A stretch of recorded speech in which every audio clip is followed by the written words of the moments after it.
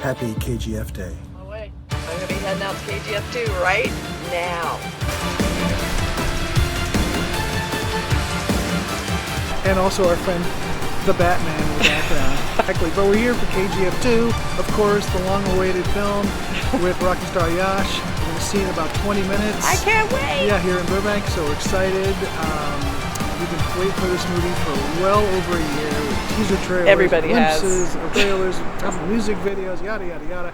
Here we are doing it, and we're excited to finally see it.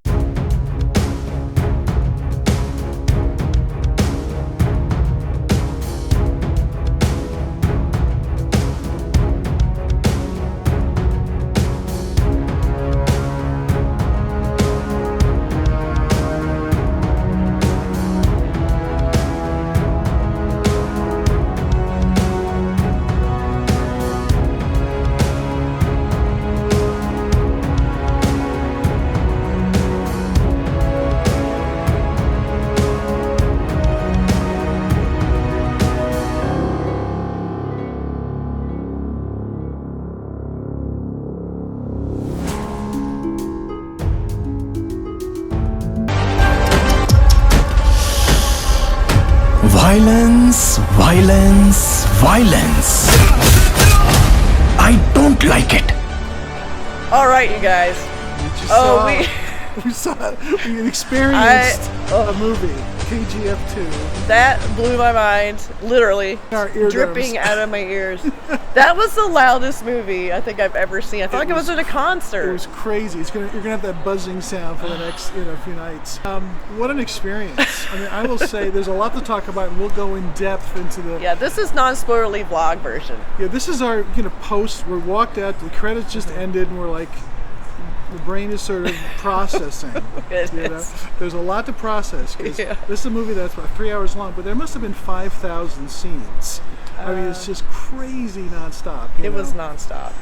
And just so much to talk about in the plot and the story and the motivations and the fight scenes.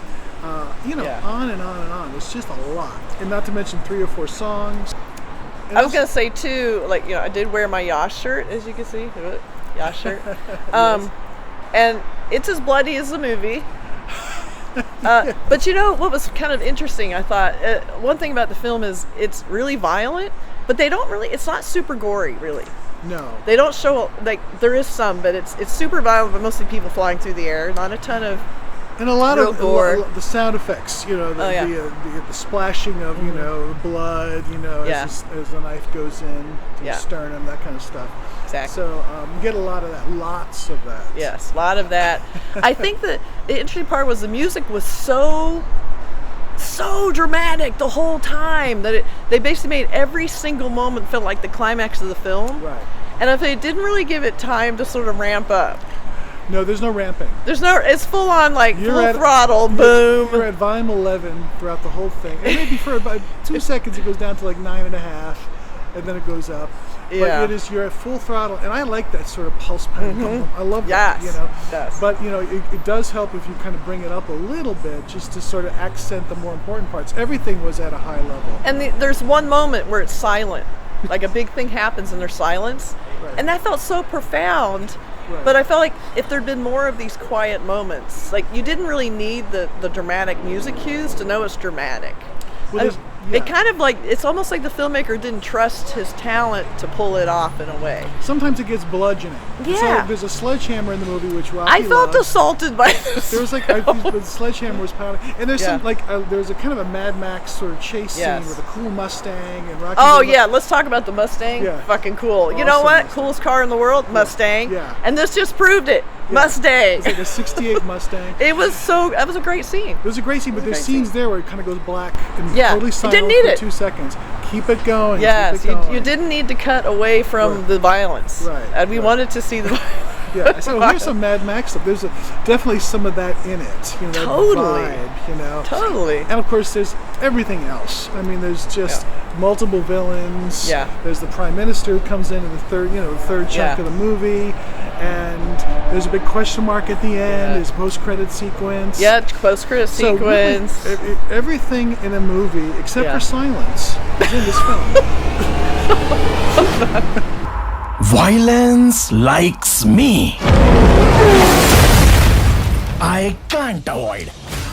And again, we need time to process. We'll do a full podcast very soon that will get into what we liked about it, what we didn't like about it. But overall, it's a full movie-going experience. Non-stop craziness and full Yash porn. It was full-on, slow motion, hair whipping around. Yes. It was everything you'd want from Yash. It's like, I would like to get just his scenes and cut them all together. And I'd see this. And great suits. I liked his white suit with the green shirt. I said, that's really something I actually really like. It was really good.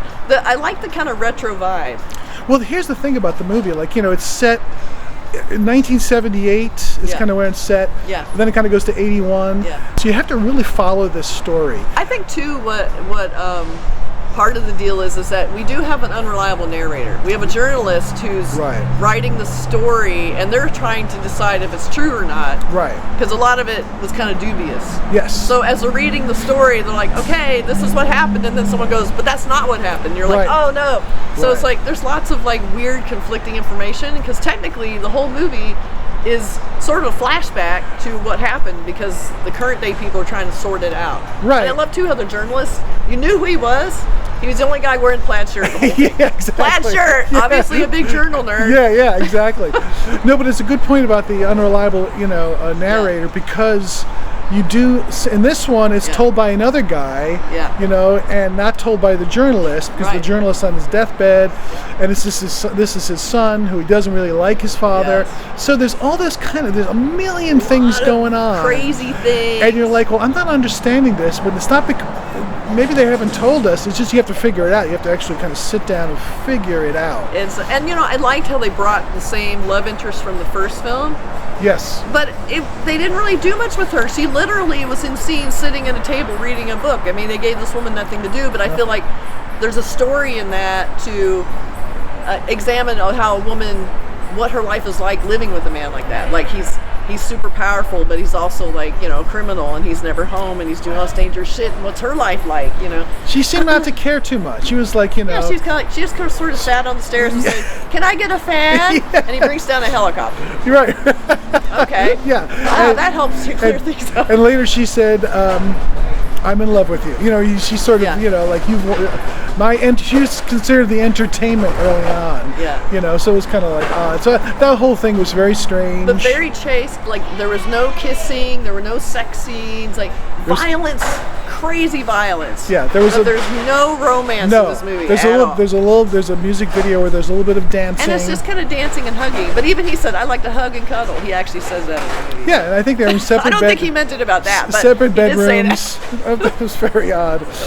But there's a lot to talk about. Yeah. And there's a cool, I like the graphics, the end credits. The ending and the song at the end was great. I don't think we've seen that song yet. No, that was really cool. And then after the initial credits, there is a post-credit sequence. Then they go to the other end credits, which they whip through the names. Boy, anybody could read that would be incredible. Like, I know. I hope they had that list of credits somewhere, because there's no way you could read that. No. But it was a really crazy, fun movie. It had its problems, but you're going into it with this balls to the wall, crazy, non-stop action craziness, and loud music the whole time.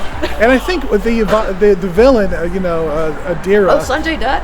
Yeah, he's really good at it. He was really good. I loved his whole Vikings vibe. I wish they kind of done more with it almost. Yeah. I think he was. I was kind of strangely pulling for him in a weird way. I'm not sure why. Well, he seems so solid. Yeah. And his scenes were great. And there's like, I think 3 big fight scenes. I think that last scene is definitely worth the payout. Yeah. It's really, there's a lot of adrenaline pumping in this one. So a lot.